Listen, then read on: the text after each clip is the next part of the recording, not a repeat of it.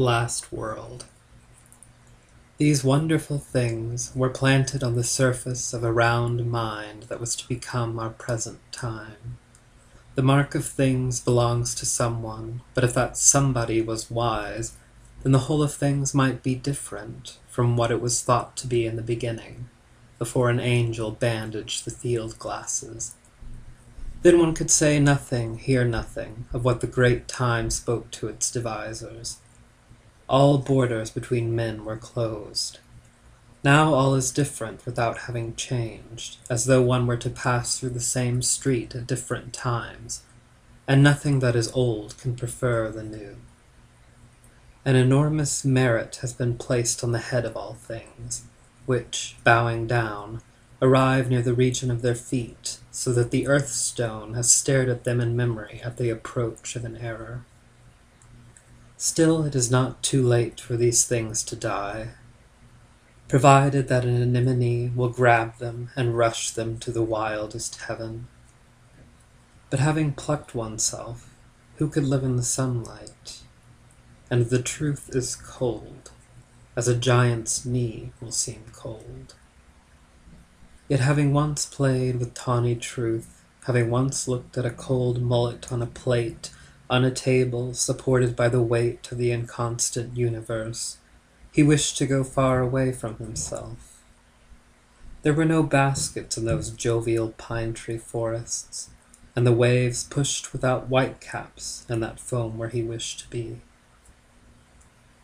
Man is never without woman, the neuter sex, casting up her equations, looks to her lord for loving kindness, for man smiles never at woman. In the forests a night landslide could disclose that she smiled.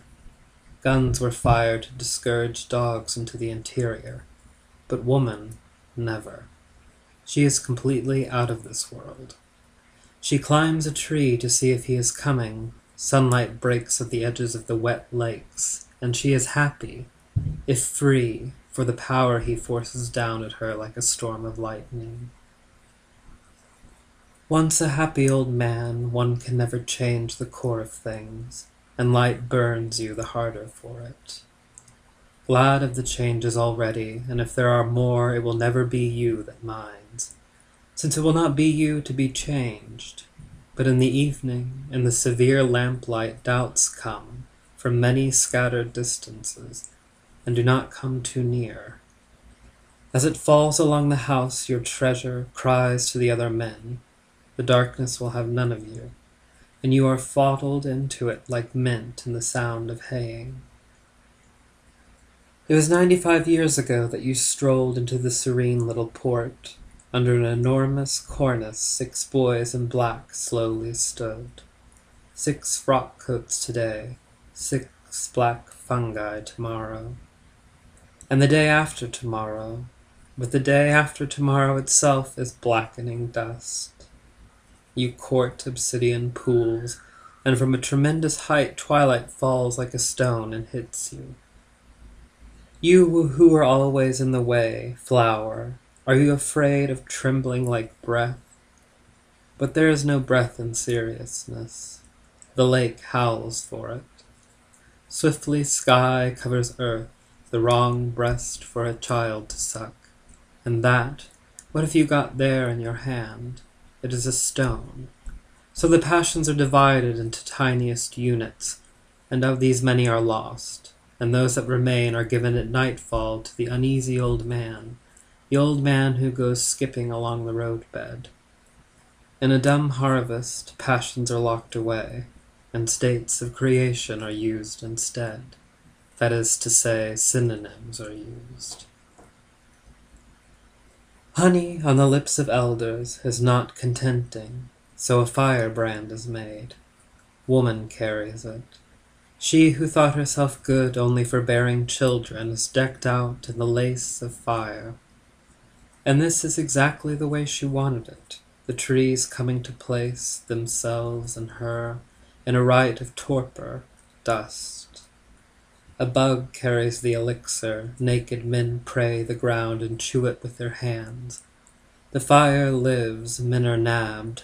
She, her bonnet half off, is sobbing there, while the massacre yet continues with a terrific thin energy.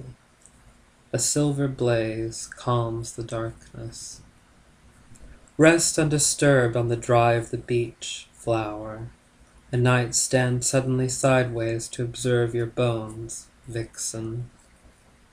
Do men later go home because we wanted to travel under the kettle of trees? We thought the sky would melt to see us, but to tell the truth the air turned to smoke. We were forced back onto a foul pillow that was another place. Or were lost by our comrades somewhere between heaven and no place, and were growing smaller. In another place a mysterious mist shot up like a wall, down which trickled the tears of our loved ones. Bananas rotten with their ripeness hung from the leaves, and cakes and jewels covered the sand. But these were not the best men, but there were moments of the others seen through indifference, only bare methods. But we can remember them, and so we are saved. A last world moves on the figures. They are smaller than when we saw them last, the caring about them. The sky is a giant rocking horse, and of the other things death is a new office building filled with modern furniture, a wise thing, but which has no purpose for us. Everything is being blown away. A little horse trots up with a letter in its mouth, which is read with eagerness as we gallop into the flame.